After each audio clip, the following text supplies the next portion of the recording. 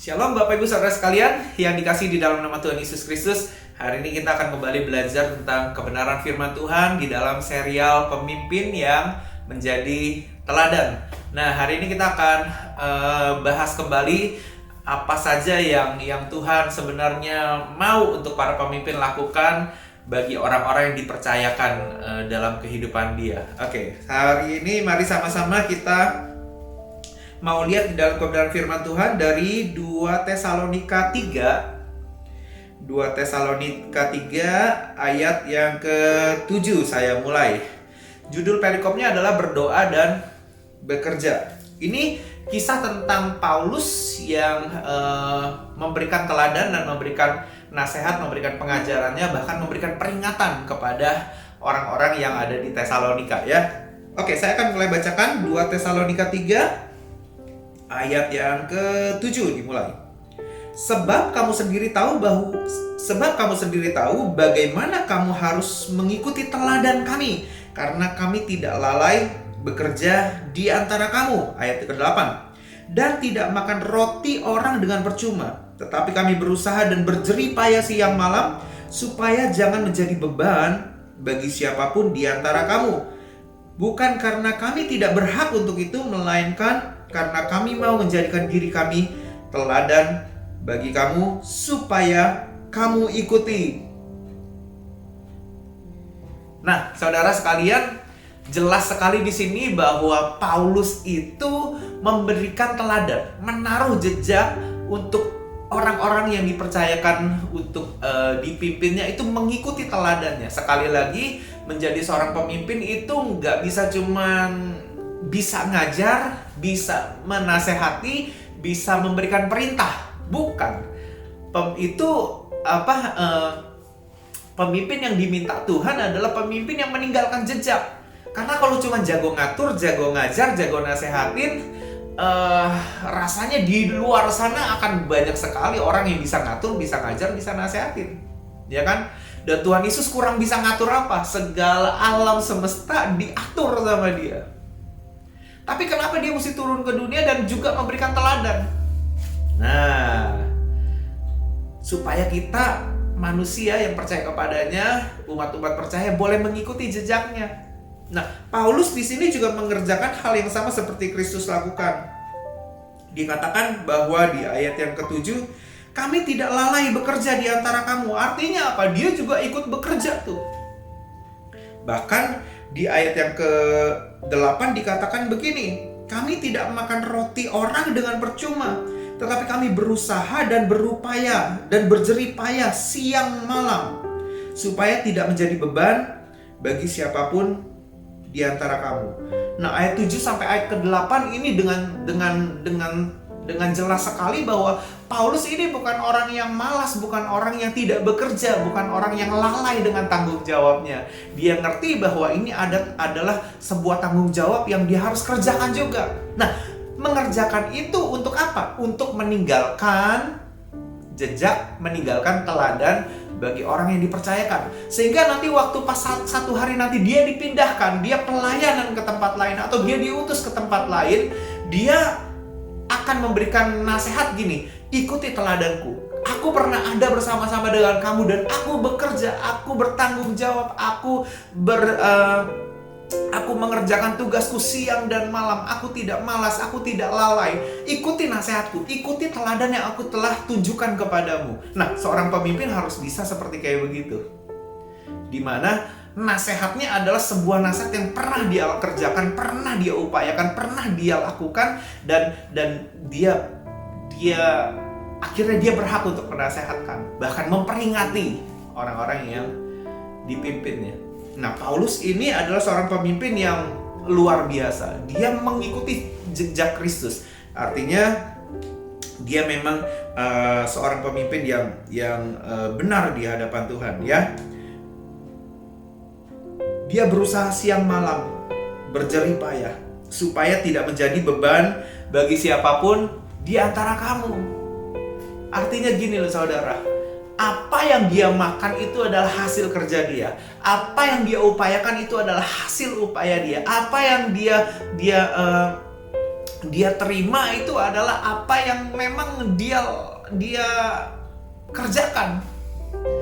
Sekali lagi, Tuhan itu punya cara untuk memberkati setiap orang. Masing-masing pribadi diberkati oleh Tuhan setiap harinya, ya kan? Dan itu cukup untuk bayar seluruh kebutuhan kita. Ingat Filipi 4 ayat 19 berkata bahwa Allahku akan memenuhi segala keperluanku menurut kekayaan dan kemuliaannya.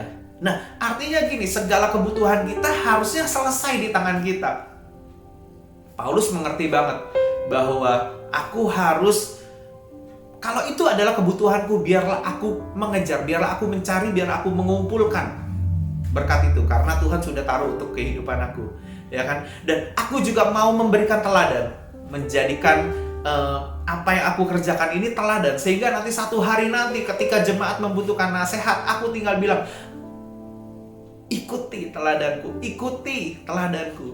Nih, aku punya sarannya apa? Ikuti tuh yang waktu dulu pernah aku contohkan, ikuti yang dulu pernah aku lakukan ketika aku ada di antara kamu. Nah, itu akan jadi bagus sekali kalau kita memberikan saran, memberikan nasihat, memberikan peringatan bahkan dengan hal yang sudah kita kerjakan. Oke. Karena kita mau jadi teladan bagi orang-orang yang dipercayakan. Lalu ayat yang 10 berkata begini, sebab pada waktu kami berada di antara kamu, kami memberi peringatan ini kepada kamu. Jika seorang tidak mau bekerja, janganlah ia makan. Nah, di samping dia tidak mau makan roti orang lain dengan percuma, dia menegaskan begini, dia memberikan peringatan gini, kalau orang tidak mau bekerja, janganlah dia makan. Satu peringatan yang tegas kepada orang-orang yang dia pimpin, yaitu kepada jemaat yang di Tesalonika.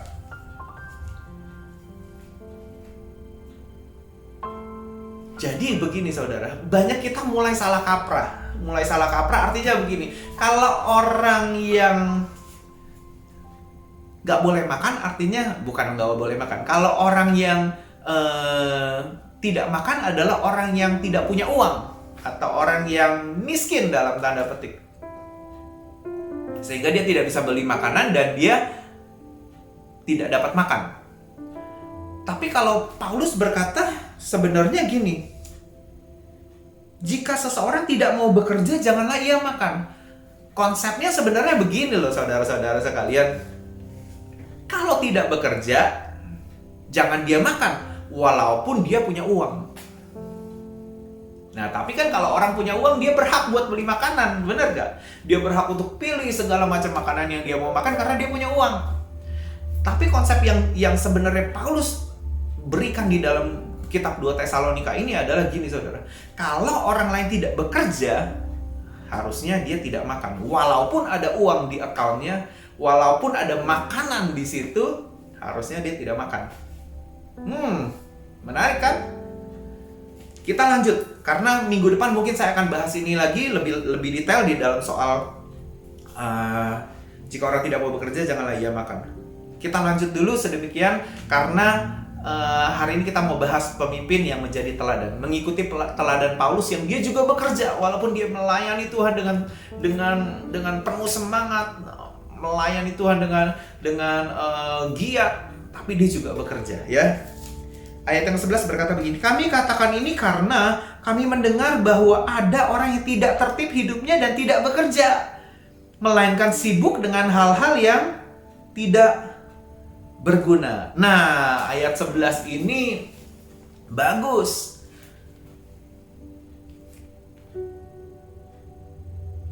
Gini saudara, ayat 11 ini berkata begini, ada orang yang tidak tertib hidupnya, artinya di jam kerja dia nggak kerja, di jam harusnya dia bertanggung jawab dia tidak bertanggung jawab, ya kan? Di jamnya dia mesti seharusnya sedang di dalam produktif tapi dia tidak produktif, gitu kan?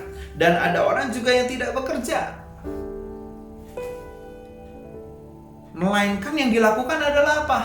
Sibuk dengan hal-hal yang tidak berguna. Nah, kita mesti ngecek diri kita nih. Kalau kita mau jadi pemimpin yang menjadi teladan, kita tidak bisa nih sebagian besar dari hidup kita sibuk melakukan hal-hal yang tidak berguna, itu sudah tidak bisa. Itu bukan pemimpin. Pemimpin akan melakukan hal-hal yang berguna. Ya bolehlah nonton komedi, nonton segala sesuatu yang sifatnya fun, sifatnya entertain gitu. Bolehlah sedikit-sedikit, tapi sebagian besar hidup kita harus disibukkan dengan hal-hal yang berguna. Itu pemimpin. Dan harusnya pemimpin itu mengerjakan hal yang itu, karena pemimpinnya harus memberikan teladan. Gitu. Disitulah Tuhan mau kita sebagai seorang pemimpin memberikan teladan, memberikan jejak, memberikan arahan supaya nanti orang-orang yang dipercayakan dalam kehidupan kita tuh gampang mengikutinya. Paulus memberikan contoh. Jemaat-jemaat di Tesalonika itu punya contoh yang jelas dari seorang Paulus. Paulus bekerja siang malam, ya, membuat tenda. Karena itu memang pekerjaannya. Tapi dia juga dengan giat sekali melayani pekerjaan Tuhan. Nah, kita sebagai pemimpin juga sama. Ya toh? Kita bukan diminta Tuhan untuk jadi pemimpin karena kita lebih tahu soal firman Tuhan, karena kita lebih bisa mengajar, karena kita lebih bisa memberikan nasihat, karena kita bisa lebih dahulu di sekolah teologi. Ya, bukan. Kita jadi pemimpin yang harusnya memberikan teladan, memberikan jejak, memberikan satu pattern, satu pola seperti yang Kristus lakukan. Ingat, minggu lalu kita belajar bahwa menjadi pemimpin yang menjadi teladan adalah meneladani Kristus, supaya jejak-jejaknya itu seperti Kristus. Nah, saudara, jelas sekali di sini adalah bahwa orang yang tidak makan itu, yang diperingatkan Paulus dengan keras, yang harusnya dia tidak makan walaupun dia punya uang loh ya, adalah orang yang tidak tertib hidupnya dan tidak bekerja. Sekali lagi, kategori bekerja itu bukan kategori aku kerja menghasilkan duit. Segala sesuatu yang ada uangnya itu bekerja, bukan. Nah, contohnya ada pekerjaan-pekerjaan yang itu sebenarnya bekerja, itu melakukan hal-hal yang berguna. Contohnya mengurus anak gitu.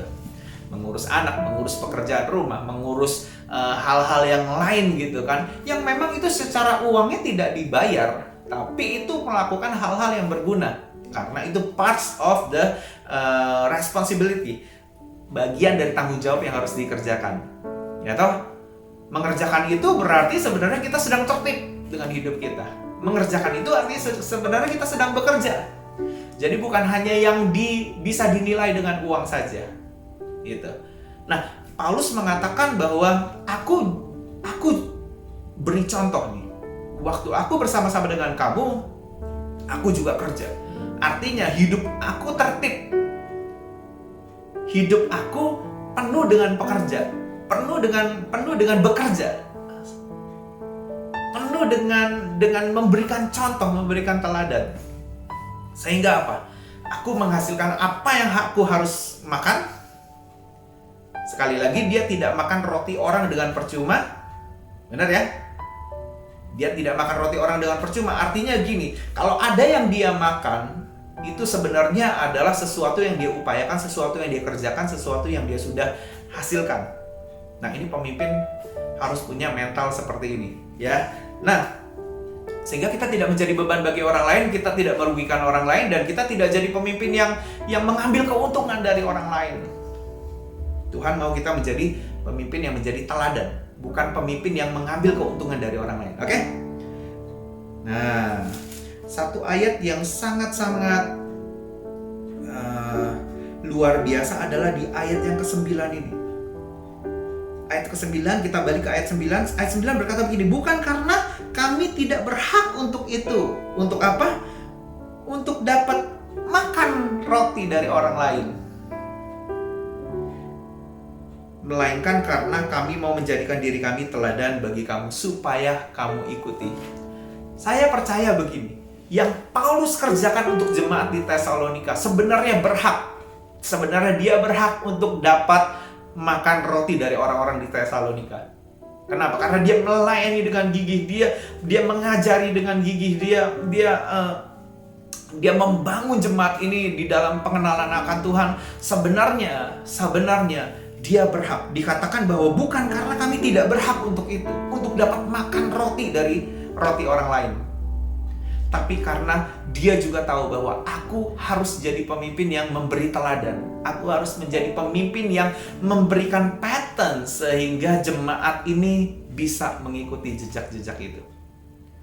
Nah saudara, jadilah kita seperti Paulus, belajar dari teladan Paulus. Paulus ini bekerja tertib hidupnya, nggak berantakan hidupnya. Dia punya pattern, dia punya jadwal kerja, dia punya schedule kerja, dia tahu apa yang dia kerjakan dan bahkan kerjaannya excellent. Dia punya sistem bagaimana dia bekerja dan bahkan juga dia bisa membagi waktu dengan baik antara bekerja dan melayani dan mengiring Tuhan, mengejar panggilannya. Dia punya sistemnya. Dia adalah orang yang sangat bertanggung jawab, sangat memakai waktunya dengan baik, sangat memakai talenta pikirannya dengan baik, ya kan? Sehingga apa? Dia bukan hanya tidak menjadi beban bagi orang lain, dia bukan hanya makan dari hasil yang dia kerjakan gitu. Dia nggak ngambil dari roti orang lain dengan percuma, walaupun dia berhak, sekali lagi, walaupun dia berhak, gitu kan. Dia nggak jadi pemimpin yang cuman pinter ngajar, pinter nasehatin, pinter memberikan perintah dan lain sebagainya, tapi dia menjadi pemimpin yang memberi teladan bagi orang-orang yang dipercayakan. Nah, nama Tuhan akan dipermuliakan. Ikutilah teladan Paulus. Paulus memberikan contoh yang luar biasa kepada jemaat-jemaat yang dia rintis, kepada orang-orang yang dia dipercayakan untuk dia pimpin. Ya, jadi Paulus ini mengatakan bahwa jika seseorang tidak mau bekerja, janganlah ia makan. Jangan ia makan. Kalau sekarang mungkin ada orang yang kita lihat hidupnya itu sudah mengerjakan hal yang seharusnya dia lakukan, sudah melakukan hal yang dia kerjakan gitu kan. Tapi karena satu atau dua hal, nanti minggu depan kita akan bahas lebih detail lagi tentang ayat ini. Kalau ada satu dua hal yang dia akhirnya dia mengambil, dia akhirnya misalnya ditipu atau dia tidak dalam kondisi yang baik untuk dia bisa mendapatkan uang untuk dia makan, orang itu harusnya tetap makan. Tapi kalau orang yang berantakan hidupnya, tidak bekerja, tidak bertanggung jawab menyelesaikan tanggung jawabnya, tidak membagi waktu dengan baik, tidak tahu scheduling, tidak bisa dengan sistem apa yang ada di dalam tanggung jawabnya, dia semua pekerjaannya berantakan, semua pekerjaannya gak selesai, selalu minta orang lain untuk nolong dia. Nah, itu adalah orang yang seharusnya tidak boleh makan. Ingat sekali lagi bahwa Paulus itu memberikan teladan yang jelas, pattern yang jelas sekali bagi jemaat di Tesalonika. Dia jadi pemimpin yang meneladani apa yang Kristus lakukan. Dia tidak sembarangan memberikan peringatan, yaitu dia punya kasih yang besar terhadap jemaat di Tesalonika. Lalu seperti Kristus, dia mengerjakan apa yang seperti Kristus lakukan. Ya toh? Bukankah Tuhan Yesus juga sama? Dia juga bekerja sebagai seorang tukang kayu. Tuhan Yesus memberikan teladan, Paulus memberikan teladan, dan harusnya kita-kita yang saat ini dipercayakan Tuhan untuk memimpin jemaat, memimpin kelompok sel, memimpin akan sebuah gereja, memimpin sebuah organisasi, departemen. Harusnya kita juga mengerjakan hal yang sama. Sekali lagi, pekerjaan bukan hanya diukur soal uang, tapi apa yang menjadi tanggung jawab kita harusnya kita selesaikan, kita kerjakan dengan baik. Ya toh, karena itu milikilah skill untuk bisa menjadi membagi waktu, skill untuk bekerja dengan lebih efisien, lebih cekatan, lebih baik, milikilah effectiveness ya, artinya bekerja dengan sistem, bekerja dengan baik, sehingga kita masih bisa mengerjakan hal-hal yang harus dikerjakan sebagai tanggung jawab kita, sekaligus memberikan teladan bagi orang-orang yang dipercayakan dalam kehidupan kita. Ikuti teladan Paulus. Paulus ini adalah pemimpin yang benar-benar menjadi teladan bagi orang-orang yang dipimpinnya. Well, itu saja yang mau saya share hari ini. Jangan lupa, kita masih akan terus berada di dalam serial pemimpin yang menjadi teladan. Dan kita berdoa, kita berjuang supaya kita bisa menjadi pemimpin yang menjadi teladan. Seperti Kristus sudah menjadi teladan bagi kita. Seperti Paulus yang sudah menjadi teladan bagi jemaat-jemaat yang dia pimpin. Mari sama-sama tutup Alkitab saudara dan kita berdoa. Bapa di dalam surga, mengucap syukur Tuhan Yesus buat kebenaran firman Tuhan yang kami pelajari hari ini Tuhan. Jadikan kami Tuhan seperti Engkau Tuhan, mengikuti jejakmu Tuhan, mengikuti teladanmu Tuhan, mengikuti arahanmu, mengikuti nasihatmu, mengikuti pimpinanmu Tuhan, supaya kami juga bisa menjadi seperti Kristus Tuhan. Ajar kami Tuhan, supaya kami juga jadi pemimpin yang tidak merugikan orang lain, tidak menjadi beban bagi orang lain, tidak makan roti orang lain Tuhan Yesus.